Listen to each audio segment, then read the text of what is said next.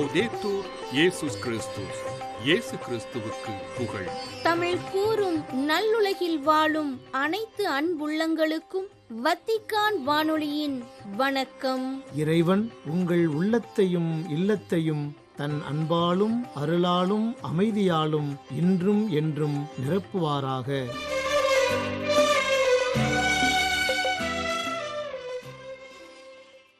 அன்பு நெஞ்சங்களே, இன்றைய நம் ஒலிபரப்பு உங்களுக்கு வழங்கவிருப்பன தடம் தந்த தகைமை மற்றும் பல்சுவை.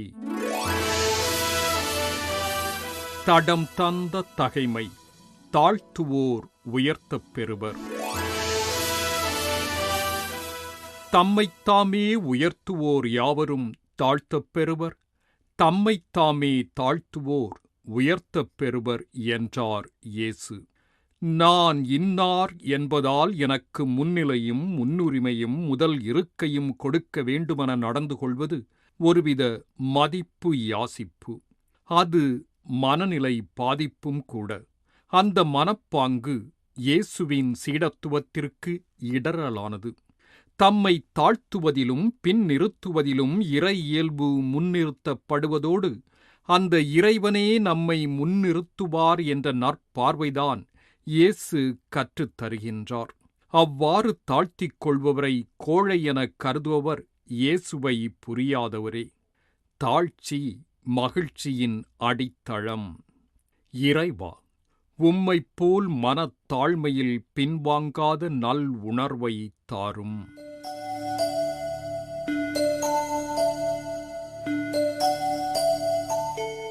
பல்சுவை. இவ்வாறு புனிதர்கள்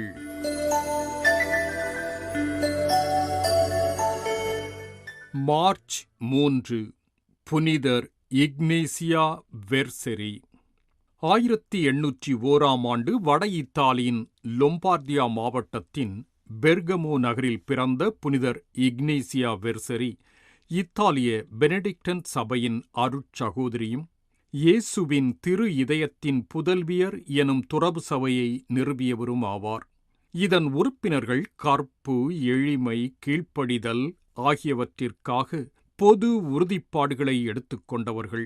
இளைஞர்களின் கல்வி, நோய்வாய்ப்பட்டவர்களை கவனித்தல் மற்றும் மறைப்பணிகள் ஆகியவையும் அவர்களது அர்ப்பணிக்கப்பட்ட பணிகளாகும். பெண்களின் தேவைகளுக்காக தம்மை அர்ப்பணித்துக் கொண்ட இவர் அவர்களது கல்விக்கும் முன்னுரிமை தந்தார். அனாதை இல்லங்களை நிறுவிய இவர் முதியோர் மற்றும் நோய்வாய்ப்பட்டவர்களுக்கும் உதவியளித்தார். இக்னேசியா வெர்செரி 1852 மார்ச் மாதம் 3ஆம் நாளன்று வட இத்தாலியின் பிரேஷியா நகரில் இறைபதம் சேர்ந்தார்.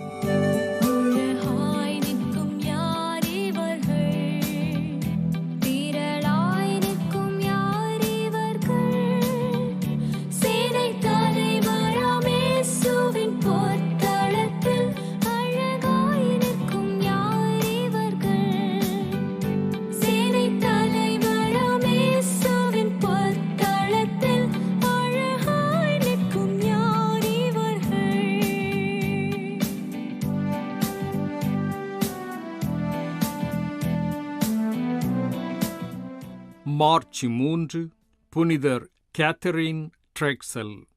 நவம்பர் 26, 1858 அமெரிக்க ஐக்கிய நாட்டின் பிலடெல்பியாவில் பிறந்த புனிதர் கேத்தரின் ட்ரெக்சல் ஒரு மனித நேயமிக்க ஓர் அருட்சகோதரியும் கல்வியாளரும் நிறுவனரும் ஆவார்.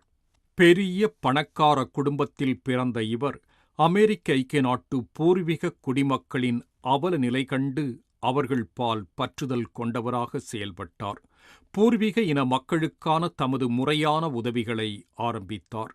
கேத்தரின் ட்ரெக்சல் விருப்பப்பட்டிருந்தால் இலகுவாக திருமணம் முடித்திருக்கலாம். ஆனால் அவர் ஆயர் ஜேம்ஸ் ஒக்கனருடன் மேற்கொண்ட விவாதங்களின் பின்னர் எஞ்சிய என் வாழ்நாட்களை பூர்வீக மற்றும் கருப்பு இன மக்களுக்கு கொடுக்கும் கருணையை புனித யோசேப்பு திருவிழா என்னில் கொண்டு வந்தது என்று 1889 எழுதினார். பூர்வீக மற்றும் கருப்பு இன மக்களுக்கான முதல் உறைவிடப் பள்ளியை சாந்தாஃபே என்னுமிடத்தில் தொடங்கினார். அவரது பணிகளின் அடித்தளங்கள் சங்கிலி தொடராகத் தொடங்கின. அதேவேளை அவர் பணிகளுக்கான எதிர்ப்பும் மேல்மட்ட மக்கள் பலரிடமிருந்து வந்தது. பென்சில்வேனியா நகரிலிருந்த ஒரு பள்ளியை எரிக்கவும் செய்தனர். அனைத்திற்கும் மேலாக அவர் 16 மாநிலங்களில் பூர்வீக மக்களுக்காக 50 பணி மையங்களை தொடங்கினார். நியூ ஆர்லியன்ஸ் மாநிலத்தில் அவர் கட்டி நிறுவிய சேவியர் பல்கலைக்கழகம் அமெரிக்க ஐக்கிய நாடுகளிலுள்ள கருப்பு இன மக்களுக்கான முதல் கத்தோலிக்க பல்கலைக்கழகம் என்பது அன்னை ட்ரெக்சலுக்கு சிகரமாக அமைந்தது. 77 வயதில் அன்னை மாரடைப்பினால் பாதிக்கப்பட்டதால் ஓய்வெடுக்கும்படி வற்புறுத்தப்பட்டார். அமைதியான தீவிர ஜெபங்களில் மூழ்கிப் போனார் அவர். அன்னை ட்ரெக்சல் மார்ச் 3, 1955 தமது 96ஆம் வயதில் காலமானார். அழகாய் நிற்கும் யார் இவர்கள், திரளாய் நிற்கும் யார் இவர்கள், சேனை தலைவராம் இயேசுவின் பொற்களத்தில் அழகாய் நிற்கும் யார் இவர்கள், அழகாய் நிற்கும் யார் இவர்கள், திரளாய் நிற்கும் யார் இவர்கள், சேனை தலைவராம் இயேசுவின் பொற்களத்தில் அழகாய் நிற்கும் யார் இவர்கள்.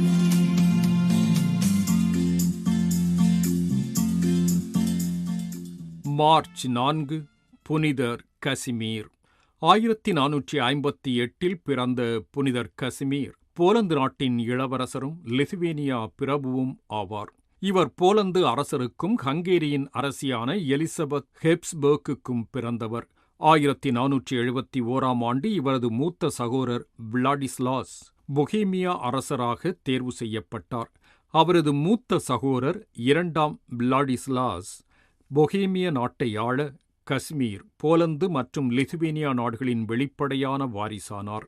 1481ஆம் ஆண்டு பேரரசர் 3ஆம் ஃபிரெடரிக்கின் மகளான குனிகுன்றை இளவரசர் கசிமீருக்கு திருமணம் செய்து வைக்க இவரது தந்தையார் முயன்றார். திருமண வாழ்க்கையையும் பாலியல் உறவுகளையும் வெறுத்து வந்த இளவரசர் கசிமீர் அடிக்கடி நடந்த இதுபோன்ற திருமண ஏற்பாடுகளை நிராகரித்தார். திருமணத்திற்கு பதிலாக கற்பு எனும் வார்த்தைப்பாட்டை எடுத்துக்கொண்டார். தாம் தமது மரணத்தை நெருங்குவதை இவர் உணர்ந்திருந்தார். இவர் வில்னா என்ற ஊரிலிருந்த கல்லூரியில் அமைந்திருந்த பேராலயத்தில் தனது இறுதி நாட்களை கழித்தார். இவர் 1484 மார்ச் 4 இறந்த பிறகு அங்கேதான் அடக்கம் செய்யப்பட்டார். சில ஆண்டுகள் கடந்து இவரின் உடல் வில்னாவில் உள்ள புனித பேதுரு பவுல் பேராலயத்திற்கு மாற்றப்பட்டது. அழகாய் நிற்கும் யார் இவர்கள், திரளாய் நிற்கும் யார் இவர்கள், சேனை தலைவராம் இயேசுவின் பொற்றளத்தில் அழகாய் நிற்கும் யார் இவர்கள்.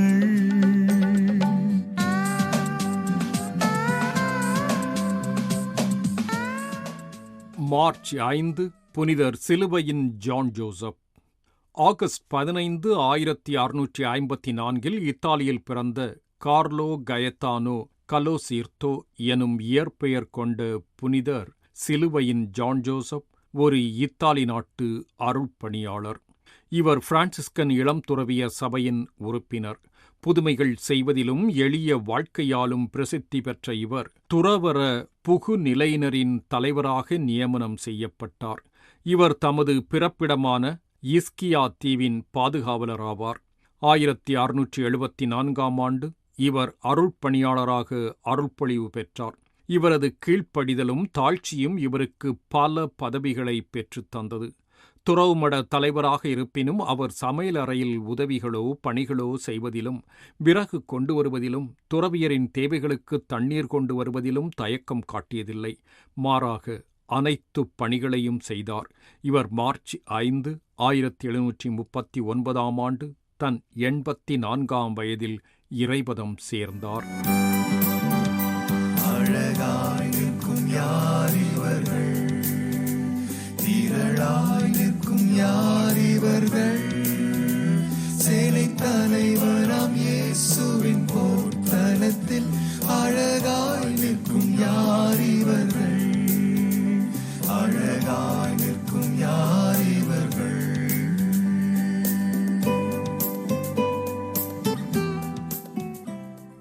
மார்ச் 6 புனிதர் ஒலேகரியஸ். புனிதர் ஒலேகரியஸ் ஸ்பெயினின் பர்ச்சலோனா ஆயராகவும் பின்னர் தரகோனா பேராயராகவும் பணியாற்றினார். ஸ்பெயின் நாட்டின் பர்ச்சலோனாவின் உன்னதமான குடும்பம் ஒன்றில் 1060 பிறந்தார். ஒலேகரியஸ் தமது 10 வயதில் பர்ச்சலோனா தேவாலயத்தின் குருக்கள் சமூகத்தில் இணைந்தார். பின்னாளில் அவர் அதே குருக்கள் சமூகத்தின் தலைமை பொறுப்பையும் ஏற்றிருந்தார். 1113 முதல் 1118 ஆண்டு காலத்தில் அவிஞ்ஞான் நகரிலுள்ள தூய ரூஃபூஸ் அகஸ்தீனிய துறவு மடத்தின் மடாதிபதியாகவும் பணியாற்றினார். 1116 ஆண்டு இவர் பர்ச்சலோனா ஆயரானார். இவர் அடிக்கடி திருத்தந்தையர் ஆலோசனை சபைகளில் பங்கு கொண்டார். தரகோனா இஸ்லாமியரிடமிருந்து மீண்டும் வெற்றி கொண்டதன் பின்னர் ஒலேகரியஸ் தரகோனா பேராயராக அருள்பொழிவு செய்விக்கப்பட்டார். ஒலேகரியஸ் 1137 ஆண்டு மார்ச் மாதம் 6 நாள் காலமானார். அழகாய் நிற்கும் யார் இவர்கள், திரளாய் நிற்கும் யார் இவர்கள், சேனைத் தலைவராம் இயேசுவின் பொற்களத்தில் அழகாய் நிற்கும் யார் இவர்கள், அழகாய் நிற்கும் யார் இவர்கள், திரளாய் நிற்கும் யார் இவர்கள், சேனைத் தலைவராம் இயேசுவின் பொற்களத்தில் அழகாய் நிற்கும் யார் இவர்கள், அழகாய் நிற்கும் யார் இவர்கள்.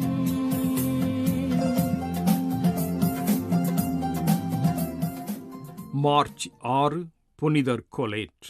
நிக்கோல் பொலேட் என்னும் இயற்பெயர் கொண்ட புனிதர் கொலேட் பிரான்ஸ் நாட்டின் பிகார்தி பகுதியிலுள்ள கோர்பி எனும் கிராமத்தில் 1381 ஆண்டு ஜனவரி மாதம் 13 நாள் பிறந்தார்.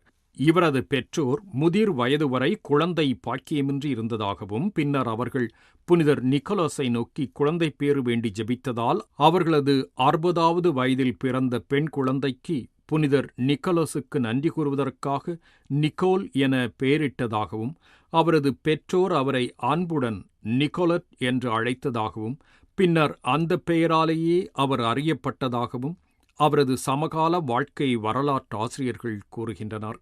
நிக்கோலட்டின் 18 வயதில் அவரது பெற்றோர் இறந்தனர். பின்னர் அவர் பெகுயின்ஸ் எனப்படும் சகோதரிகளின் சபையில் இணைந்தார். 1402 ஆண்டு புனிதர் பிரான்சிஸின் 3ஆம் நிலை சபையில் இணைந்தார். 4 வருட துறவு பணியின் பின்னர் அவர் கண்ட பல்வேறு கனவுகள் மற்றும் திருக்காட்சிகளின் அடிப்படையில் பிரான்சிஸ்கன் 2ஆம் நிலை சபையை சீரமைத்து அதன் முழுமையான எளிமை மற்றும் தாழ்ச்சிக்கே திருப்பித்தர தாம் அழைக்கப்படுவதாக நம்பினார். அதன்படியே செய்தார். 1406 முதல் 1412 ஆண்டு வரையிலான காலகட்டத்தில் அவர் பல்வேறு துறவு மடங்களை நிறுவினார். தமது வாழ்நாள் முழுவதும் அவர் 18 துறவு மடங்களை நிறுவினார். 1447 ஆண்டு மார்ச் 6 தேதி கென்ட் என்னுமிடத்தில் கொலேட் காலமானார்.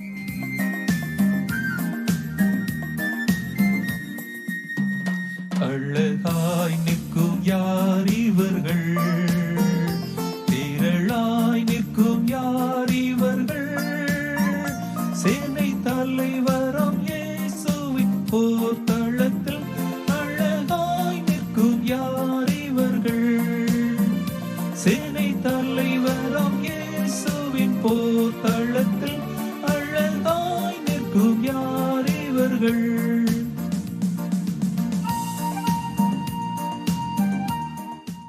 மார்ச் 7 புனிதர் எளிய பவுல். 3ஆம் நூற்றாண்டில் பிறந்த எகிப்தின் புனிதர் எளிய பவுல் ஒரு துறவியும் புனிதர் வனத்து அந்தோனியாரின் சீடரும் ஆவார். புனிதர் எகிப்தின் பவுல் இவரது சமகாலத்தவராவார். புனிதர் எளிய பவுல் ஒரு விவசாயி. தமது அழகிய மனைவி வேறு ஒருவருடன் தகாத உறவில் ஈடுபட்டிருந்ததை அறிந்த இவர் தமது 60 வயதில் குடும்ப வாழ்வை துறந்து துறவியாகும் எண்ணத்தில் வீட்டை விட்டு வெளியே சென்றார். புனிதர் வனத்து அந்தோனியாரை அணுகி தாம் ஒரு துறவியாக விரும்பியதை கூறினார். வனத்து அந்தோனியாரும் 60 வயதான ஒருவர் தீவிர துறவு வாழ்வை பின்பற்றுவது மிகவும் சாத்தியமற்றது என்று பதிலளித்தார். அதற்கு பதிலாக நன்றியுணர்வோடு பயபக்தி உள்ளவராய் இருப்பதன் மூலம் திருப்தி அடையும்படி பவுலை அவர் ஊக்கப்படுத்தினார். இந்த பதிலால் திருப்தி அடையாத பவுல் அவருடைய சித்தத்தை ஏற்றுக்கொள்வதன் மூலம் கற்றுக்கொள்வதாக கூறினார். இத்துடன் பவுலை வெளியே நிறுத்தி வனத்து அந்தோனியார் கதவை சாத்தினார். 4ஆம் நாள் இவர் செத்துப்போவாரோ என பயந்து போன வனத்து அந்தோனியார் அவரை உள்ளே அழைத்தார். கடும் உழைப்பு, உண்ணாவிரதம், இரவில் விழித்திருத்தல், தொடர்ந்து சங்கீதங்கள் பாடுதல் போன்றவை மூலம் பவுலின் சகிப்புத்தன்மை மற்றும் பணிவு ஆகியவற்றை வனத்து அந்தோனியார் தொடர்ந்து பரீட்சித்தார். பவுலின் தன்னடக்கம் மற்றும் அர்ப்பணம் ஆகியவற்றால் ஈர்க்கப்பட்ட வனத்து அந்தோனியார் அங்கிருந்து சில மைல் தொலைவிலுள்ள ஒரு சிறு அறையை இவருக்கு அளித்தார்.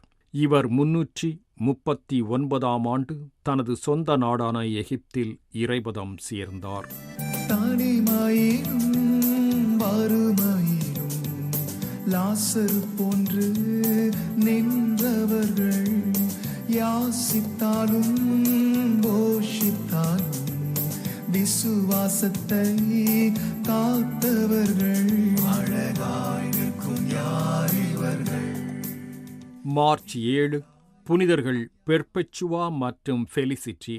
2ஆம் நூற்றாண்டில் பிறந்த புனிதர்களான பெர்பெச்சுவா, ஃபெலிசிட்டி மற்றும் அவர்களின் தோழர்களின் கிறிஸ்தவத்திற்கான மறைசாட்சியம் அல்லது உயிர் தியாகம் சம்பந்தமான இலக்கியங்கள் மிகவும் தொன்மையான பழமை வாய்ந்த படைப்புகளாக மதிக்கப்படுகின்றன.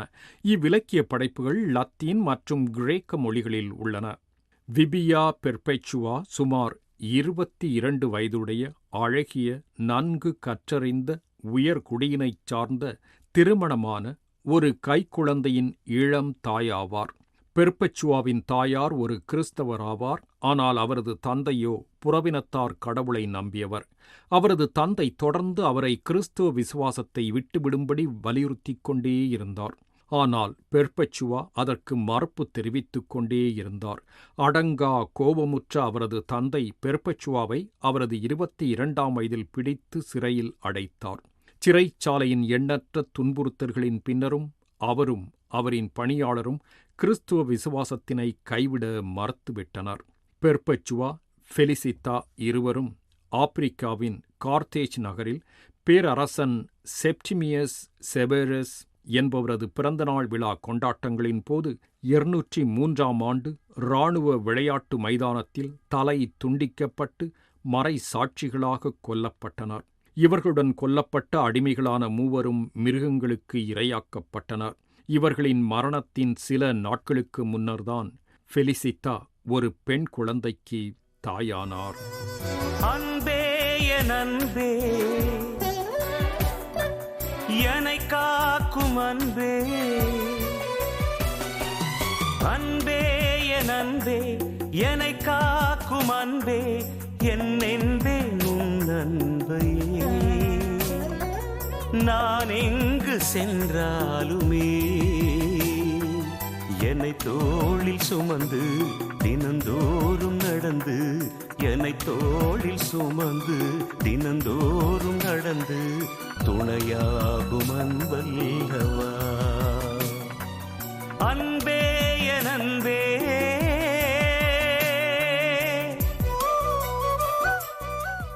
ஆண்புள்ளங்களே, இன்றைய பல்சுவையில் இவ்வார புனிதர்கள் என்ற நிகழ்ச்சியை உங்களுக்கு வழங்கியது வத்திக்கான் வானொலி. உங்கள் செவிமடுத்தலுக்கு நன்றி கூறி விடைபெறுகின்றோம். வணக்கம்.